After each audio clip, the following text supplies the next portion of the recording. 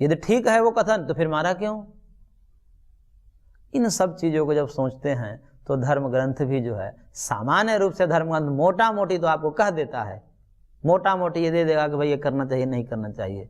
लेकिन जब ऐसी परिस्थितियां आती हैं उस समय धर्म ग्रंथ मौन हो जाते हैं, और उस मौन में जो है धर्म ग्रंथों को पढ़ करके फिर ज़्यादा व्यक्ति कन्फ्यूज हो जाता है।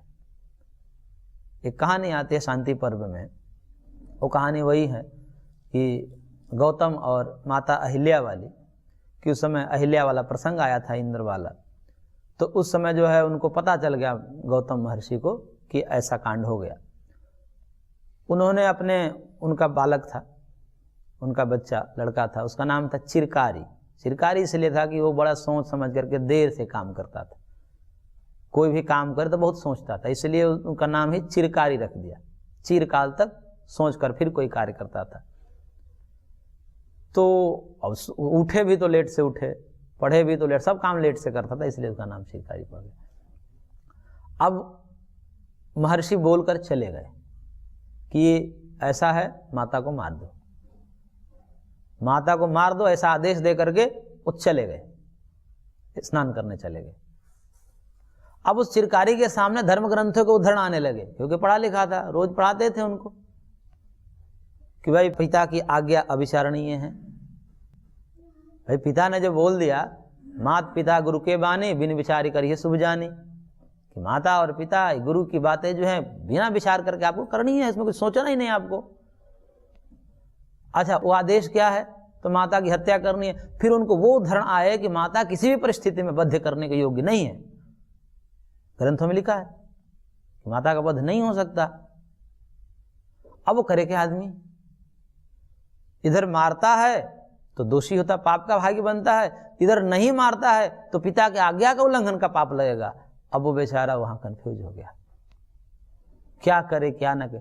वो तो अच्छा हुआ कि बाद में उनका स्नान करने के बाद उनका क्रोध ठंडा हो गया, वो दौड़े दौड़े आ गए कि कहीं मार न दिया, उनका क्रोध ठंडा हो गया। तब फिर हृदय से लगा लिया कि ठीक किया तुमने, आज ये भी काम विलंब से कर दिया, नहीं तो मेरे पे दोष आता है। इसमें इसका कोई दोष नहीं है, वो इंद्र का ही दोष है। तो कहने का तात्पर्य है कि ऐसी परिस्थितियां आ जाए तो व्यक्ति क्या करे? मर ही जाएगा। धर्मशास्त्र को लेकर के तो कोई निर्णय नहीं निकल पाएगा, क्या करे क्या नहीं करे। फिर भी जो है परशुराम जी आदि ने किया, तो कैसे किया, उसका आधार क्या रहा होगा? क्या उन विधियों का अतिक्रमण करके ही तो किए होंगे? उन धर्म ग्रंथों में जो लिखा है कि माता को मार नहीं सकते आप, उनका अतिक्रमण करके, यदि अतिक्रमण करके किया है तो उसका आधार क्या है, किस आधार पर किया? तो ये सारे प्रश्नों का समाधान धर्म ग्रंथों के आधार पर नहीं हो सकता। इसलिए जो धर्म ग्रंथों में कर्तव्य अकर्तव्य की बात कही है, उससे ऐसी परिस्थितियों में निष्कर्ष नहीं निकल पाता है। इस कारण से ऐसी परिस्थिति में व्यक्ति क्या करे, वही परिस्थिति इसके सामने है, अर्जुन के सामने, जो कि धर्म ग्रंथों से निर्धारित नहीं हो रहा था। उधर छात्र धर्म टकरा गया और इधर जो है बंधु बांधव वाला धर्म टकरा गया। अपने स्वजनों का धर्म है कि आपके स्वजन है, इसको आप कैसे मार सकते हैं? स्वजनों की तो रक्षा की जाती है किसी भी परिस्थिति में, और छात्र धर्म उधर ये कह रहा है कि मारना है, चाहे अधर्म में कोई भी हो, अधर्म कर रहा है तो उसको मारना है, आपको नियंत्रित कर रहा है, आपका अधिकार है, ये आपका धर्म है। दो धर्म आपस में टकरा गए, तो आपस में दो धर्म टकरा गए तो उसमें अब निर्णय कैसे निकले? धर्मशास्त्र इस विषय में मौन है। तो ऐसे परिस्थिति में तो व्यक्ति जो है दोनों पार्ट में जो है, जैसे अनाज दोनों चाकी पार्ट के बीच में पिसा जाता है, पिसा ही जाएगा बेचारा, कुछ कर ही नहीं पाएगा, किम कर्तव्य विमूढ़ हो जाएगा। अर्जुन की भी यही स्थिति थी, किम कर्तव्य विमूढ़ हो गया। तो कहते हैं कि फिर इसलिए इस ग्रंथ की ये नवीनता है कि ऐसी परिस्थितियों में धर्मशास्त्र मौन है। परस्पर दो विरोधी धर्म जहां टकरा जाते हैं वहां पर क्या निर्णय किया जाए, उसका आधार क्या हो सकता है, इत्यादि बातें वहां पर नहीं है। इसलिए इसके लिए आपको ये ग्रंथ पढ़ना ही पड़ेगा। ये ग्रंथ की अपूर्वता है, नवीनता है। तो इसलिए इससे पता चला कि कर्मयोग जो है वो नवीन है, और ऐसी परिस्थिति जहां पर दो धर्म आपस में टकरा जाए उस समय दोनों में से कोई एक चयन करके किस प्रकार से करे कि वो विधि अतिक्रमित ना हो, और यदि अतिक्रमित भी हो तो पाप ना लगे हमें। क्योंकि वहां तो पाप लगना है, पाप लगना है। परशुराम जी को पाप लगा कि नहीं लगा? यदि नहीं लगा तो उसका आधार क्या होगा? तो फिर यही कहना पड़ेगा कि ठीक है, शास्त्र का कहना है कि नहीं मारना चाहिए, पिता का आज्ञा उल्लंघन नहीं करना चाहिए, पर उन्होंने माता को मार दिया। अब कैसे मारा होगा? फिर उसका क्या आधार होगा? तब वहां कर्मयोग का सहारा लिए बिना कोई उत्तर ही नहीं है। धर्मशास्त्र के आधार पर यदि हम कहें तो पाप के भागी ही हैं, लेकिन पाप के भागी वो नहीं बने हैं। इसका आधार क्या है? कि कर्मयोग के सहारा लेकर के उन्होंने वो कर्म किया है, तब उनको पाप नहीं लगा है। क्योंकि कर्मयोग में क्या होता है? आसक्ति का परित्याग करके यदि हम कर्म करते हैं तो पाप नहीं लगता। पितृभक्त थे, पिता ने बोला, बिना विचारे काट दिए। उनके मन में आया ही नहीं कि मेरी माता है, क्योंकि वो नियंत्रित थे, पितृभक्ति में इतने तल्लीन थे कि उनके बुद्धि अब अपने विवेक के अनुसार काम नहीं करती। उनके बुद्धि पर पिता का आदेश चलता था, वो एक यंत्र बन गए थे। ऐसे यंत्र की भांति कोई व्यक्ति कार्य करता है तो उस पर जो है पीछे जो उस पर कहते हैं कि उसके कंधे पर जो बंदूक रखकर चलाने वाला वही दोषी होता है। जो भी करेगा वो दोषी नहीं होता, क्योंकि वो तो आपको समर्पित हो गया है। उसका मन भी नहीं आया कि ये बोले और उन्होंने काट दिया गला। यदि कोई भी सामान्य व्यक्ति कोई कहे कि अब उस पर कोई बोलने लगे भाई कैसे कर दिए, तो पाप हो गया। अरे हम जैसे सामान्य व्यक्ति भी यदि माता को कहे मारने को तो हम नहीं मारेंगे, तो परशुराम जी जैसे व्यक्ति तो कैसे मार सकते हैं? उनके मन में आया ही नहीं होगा, यही उपाय, और कोई उपाय ही नहीं है। यदि एक क्षण के लिए भी आ जाए कि मेरी माता है, जैसे चिरकारी के अंदर आ गया कि मेरी माता है, वो द्वंद्व में पड़ गया। तो इस लेवल में कर्म करना है। जैसे हम काम करते हैं, ऐसे अनजाने में हाथ ऐसे जाता है और फिर मच्छर मर जाता है। हमने कोई संकल्प नहीं किया, ऐसे ही हाथ चला गया, उसके पीछे नीचे आ गया कोई मच्छर। तो ऐसे कर्म जो है राग द्वेष से रहित होकर के है। हमने जानबूझकर नहीं मारा, हाथ ऐसे किया, उस चपेट में आ गया मच्छर। और एक हुआ कि जानबूझ के ऐसे उड़ रहा है, ऐसे मारे, ये भी है। मारना दोनों है, लेकिन एक जो है द्वेष पूर्वक मारना है। काटा तो आपको क्रोध हो गया, क्रोध हो गया तो फिर आप उसको मार दिए, तो ये द्वेष पूर्वक मारना हुआ। और एक मारना हुआ बिना बुद्धि के, आपने उस संकल्प नहीं लिया मारने का, वो हो गया। दोनों में अंतर है। क्रिया आपको समान दिख रही है, क्रिया समान है, मरण रूपी क्रिया दोनों, हत्या दोनों जगह हुई है, लेकिन एक जगह पाप नहीं लगेगा, एक जगह पाप लगेगा। कारण यह है कि एक जगह भावना जुड़ी है और एक जगह भावना नहीं जुड़ी है। तो इसलिए दुरेण ही कर्म की बात जो कही, भावना की बात कही, भगवान ने आगे कहेंगे, तो उसमें यही कहा कि दुरेण ही अवरा कर्म बुद्धि होगा धनंजय, कि हमारी भावना कैसी है, हम किस भावना से वो कर्म करते हैं, वो हमारे पुण्य पाप को निर्धारित करता है। यदि राग द्वेष पूर्वक करते हैं तो पुण्य पाप होगा, वो बंधन का कारण होगा। और यदि राग द्वेष रहित होकर के कर्म करते हैं तो निष्काम कर्म होगा, वो भगवत प्राप्ति का साधन बनेगा। तो हमारे हाथ में ये है कि हम कर्म तो करना ही है, कर्म करे किए बिना कोई रह ही नहीं सकता। अब यहीं से ये भावना ही है जो हमको बंधन में डाल सकती है और मुक्त भी कर सकती है, भगवत प्राप्ति भी कर सकती है। हमें दुख में भी डाल सकती है और दुखों से मुक्त भी करा सकती है। और भावना किसका धर्म है? ये भावना मन से किया जाता है, ये भावना मन का धर्म है। तो इसलिए कहा कि मनैव मनुष्याणाम कारणम बंध मोक्षयो, कि मन ही हमारे बंधन यानी कि दुख का कारण है और मोक्ष यानी कि सुख का कारण है, भगवत प्राप्ति का साधन है।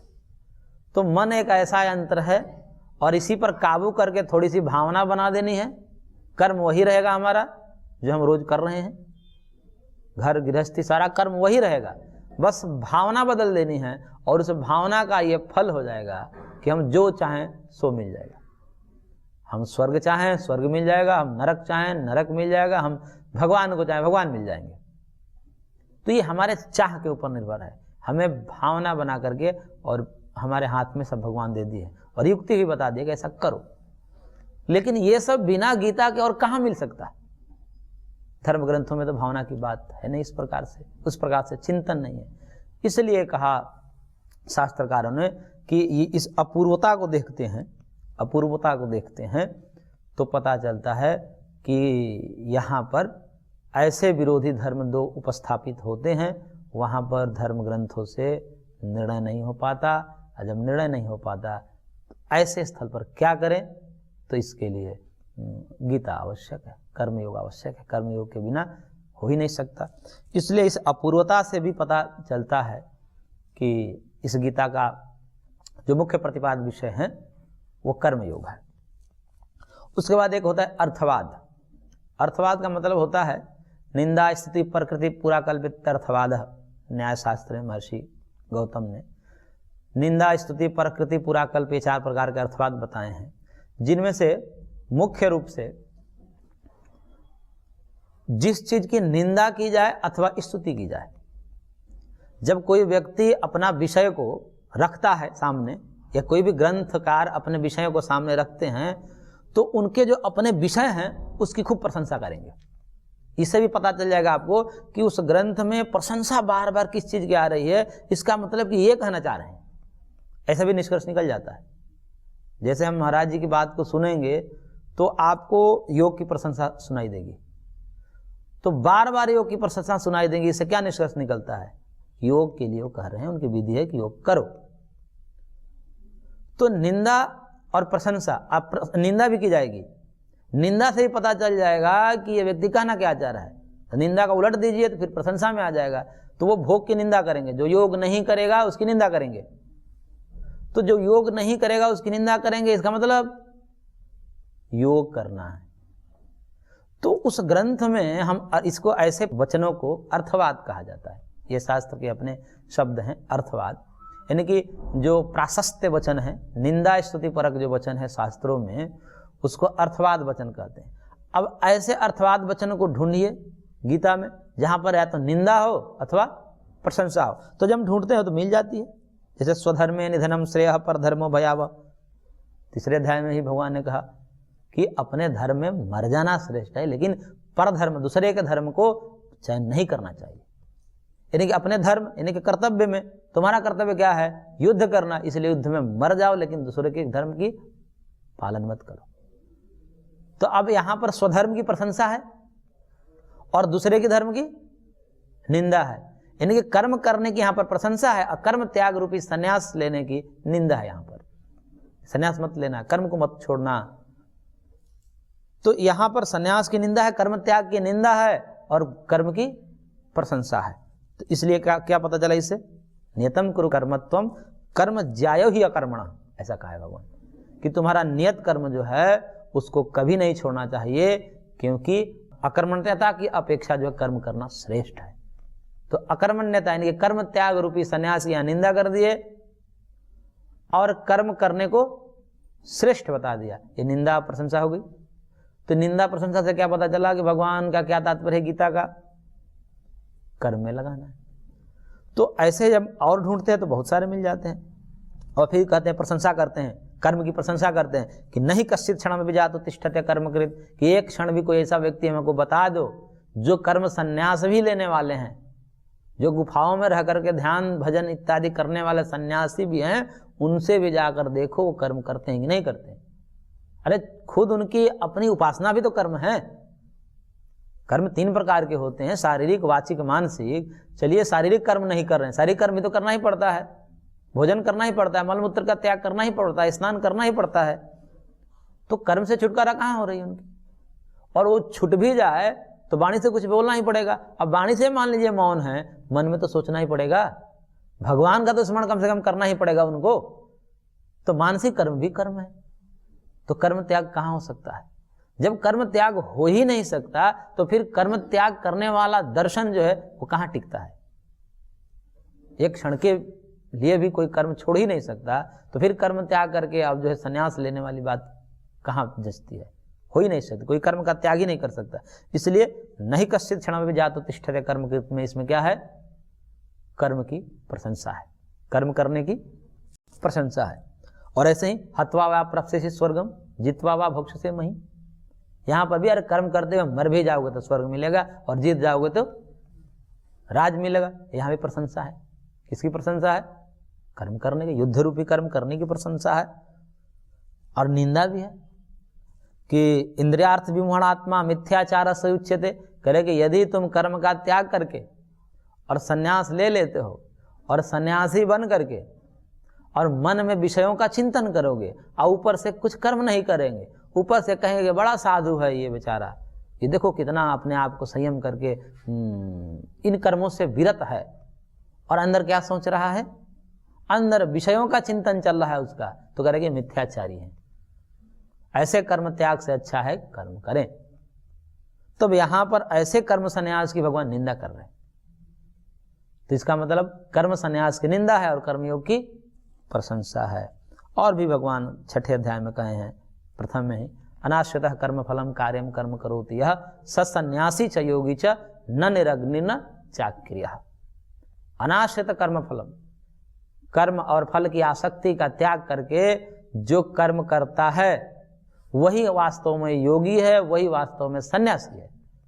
न निरग्नि न चाक्रियः, जो अग्नि को भी छोड़ दिया है, सन्यासी लोग अग्नि को भी छोड़ देते हैं, वो अग्नि को स्पर्श तक भी नहीं करते, ऐसी भी परंपरा है। तो वहां स्पर्श ना करते हैं, अग्नि को स्पर्श नहीं कर देने का अग्निहोत्र छोड़ देते हैं और किसी प्रकार का भी कोई काम धंधा नहीं करते, एकमात्र भगवान के स्मरण करते, कोई काम नहीं करते।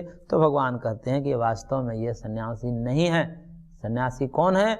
जो अपने कर्मों को भी, चाहे उपासना ही क्यों नहीं कर रहा हो, अपने उपासना को भी, मैं इतनी उपासना कर रहा हूं, मैं इतना गुणवान हूं, मैं इतना त्याग किया हूं, मैं कंचन कामनी का त्याग करके यहां बैठा हूं, मैं श्रेष्ठ हूं, इस प्रकार का भी अभिमान नहीं होना चाहिए उसे। अपने उपासना का भी, अपने जप तप अनुष्ठान का भी अहंकार नहीं होना चाहिए। और इस प्रकार से राग द्वेष का त्याग करके यदि कर्म कर रहा है तो वही वास्तव में सन्यासी है, वही वास्तव में योगी है। जो केवल छोड़ दिया है अग्निहोत्र, कर्म को छोड़कर निठल्ला बैठ गया है, गुफा में बैठ गया है, एकांत बैठ गया है, वो सन्यासी नहीं है। तो इसलिए यहां पर क्या है, ऐसे कर्म त्याग की निंदा है। तो निंदा और प्रशंसा, इनको देख करके भी हम किसी शास्त्र का निर्णय कर सकते हैं कि इसका वास्तव में प्रतिपाद्य विषय क्या है। तो यहां बार बार हम देखते हैं कि कर्मयोग की प्रशंसा है और कर्म संन्यास की निंदा है। तो इससे भी हमें ये पता चलता है कि गीता का प्रतिपाद्य विषय भगवान ये कहना चाह रहे हैं, गीता का तात्पर्य ये है कि कर्म करते हुए, आजीवन कर्म करते हुए, जब तक जिए, शरीर से कर्म समर्थ है तो शरीर से करें, शरीर शिथिल पड़ गया वाणी से करें, वाणी से भी कर्म किया जाता है, और वाणी भी मौन हो जाए तो मन से करें। तो इस प्रकार से कर्म किए बिना कहीं गुजारा नहीं, इसलिए कर्म करते हुए और अनासक्त भाव से कर्म करिए। यही जो है गीता का अंतिम तात्पर्य है। और फल भी देखते हैं कि एक ये होता है कि भाई गीता के अनुसार हम आचरण करेंगे तो जो फल हमें मिलना चाहिए, जो हमें अभिष्ट है। क्या फल हमें अभिष्ट है? हमें फल ये अभिष्ट है कि हम मुक्त हो जाएं, हम दुखों से मुक्त हो जाएं। हम भवरोग हमें लगा हुआ है, हमें एक रोग लगा हुआ है, हम बंधन में हैं, जन्म रूपी ये भी एक रोग है, कहते हैं इसको भवरोग बोलते हैं। भव मतलब जन्म, और जन्म होता है वहीं से दुख शुरू हो जाता है। जब शरीर मिलता है, शरीर के उत्तर क्षण से ही दुख, गर्भ से ही दुख शुरू हो जाता है।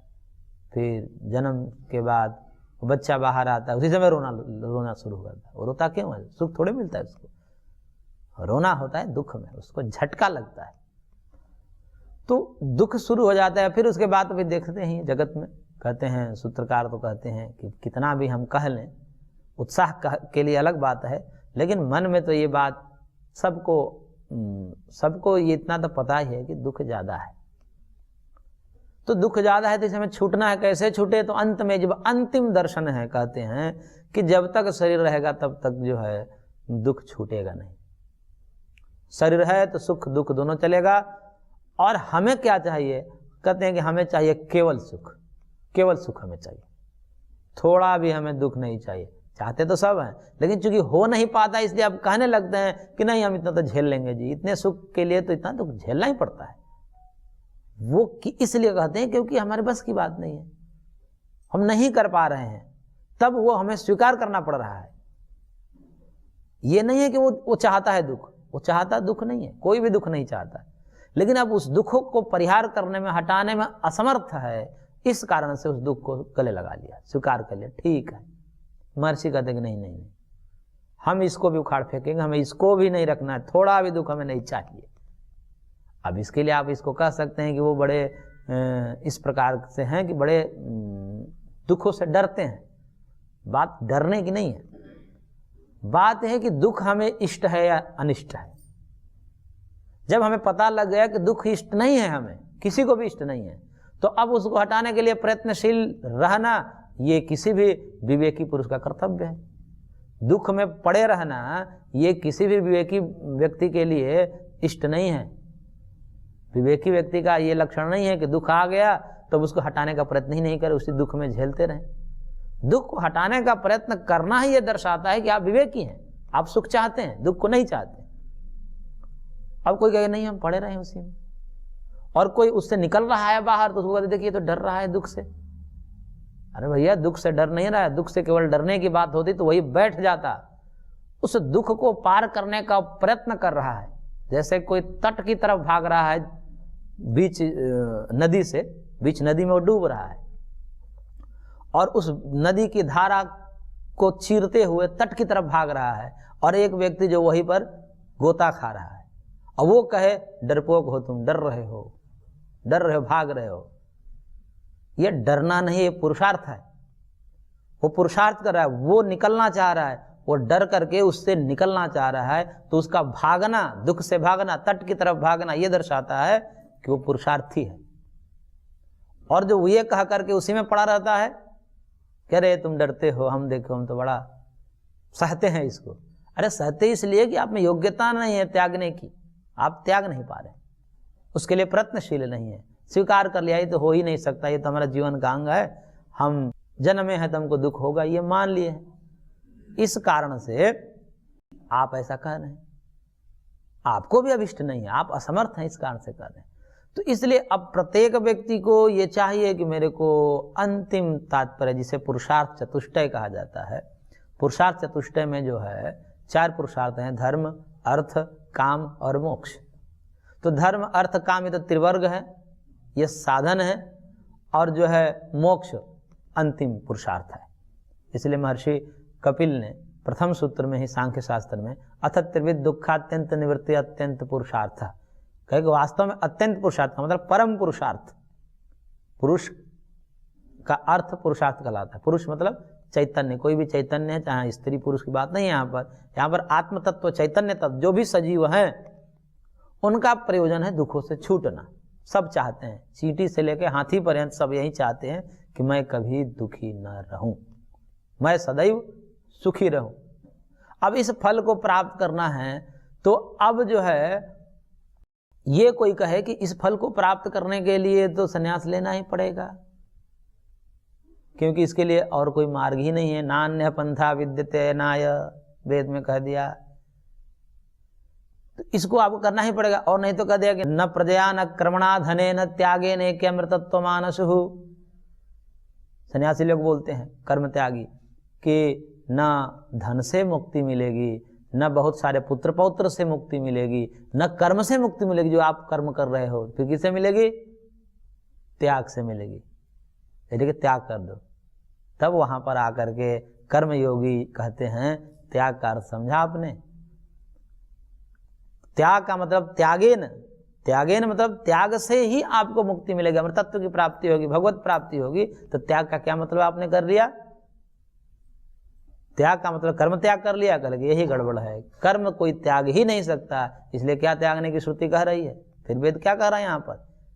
तो फिर आचार्य आकर वहां पर कहते हैं अभिमान त्यागे नीति एके। एके मतलब कोई बिरला ही है जो कर्म करते हैं उसमें अभिमान का त्याग करके अमृतत्व को प्राप्त कर लेता है। तो यहाँ पर त्याग का अर्थ क्या है? जहां भी त्याग का अर्थ है, जहां भी त्याग कहा गया है शास्त्रों में, वहां पर कर्म का त्याग नहीं है, अपितु अभिमान का त्याग ही है। कि कर्म में निहित जो अभिमान है, चाहे वो आपका उपासना रूपी कर्म हो या अपने घर गृहस्थी वाले कर्म हो, उन समस्त कर्मों में यदि आपका अभिमान है, आपको जप का अभिमान है, तप का अभिमान है, ध्यान का अभिमान है, योग का अभिमान है, तो भी आप मुक्त नहीं हो सकते। और जिसको अपने खेती बाड़ी में, घर गृहस्थी में अभिमान नहीं रहा, वो भगवत प्राप्ति कर सकता है। इसलिए अभिमान त्याग से, अभिमान त्याग का मतलब राग द्वेष आदि का त्याग करके भगवत अर्पण बुद्धि से कर्म करते हुए यदि कोई कर्म करे तो वह मोक्ष को प्राप्त कर सकता है, और इसका जो है वही फल प्राप्त कर सकता है। गीता में भी कहा कि सर्वधर्मान परित्यज्य मामेकं शरणं व्रज अहम त्वा सर्व पापेभ्यो मोक्षयिष्यामि मा शुचः। तुम मेरे बतलाए हुए इस कर्मयोग का आचरण करो और मैं तुमको समस्त दुखों से निवृत्त कर मोक्ष दिला दूंगा। अब देखिए, इस कर्म योग से, यानी कर्म करते हो मोक्ष की प्राप्ति कही गई है, इसलिए संन्यास लेना ही पड़ेगा, कर्म त्याग करना ही पड़ेगा। ये बात ठीक नहीं है, क्योंकि वो फल यहाँ भी प्राप्त हो रहा है। इसलिए कोई कहे कि भाई यदि हमें अंतिम फल प्राप्त करना है मोक्ष, तो संन्यास लेना पड़ेगा, यानी कि कर्म त्याग करना पड़ेगा। ऐसी बात नहीं है। कर्म करते हुए भगवान कह रहे हैं कि मोक्षयिष्यामि मा शुचः, शोक मत करो, मैं मोक्ष दिलाऊंगा, मेरे मार्ग का अनुसरण करो। तो इस प्रकार से हमने गीता के कर्म योग जो प्रतिपाद विषय है उसका निश्चय किया। आगे हम इसको और पढ़ेंगे। आज की कक्षा को हम यहीं पर विराम देते हैं।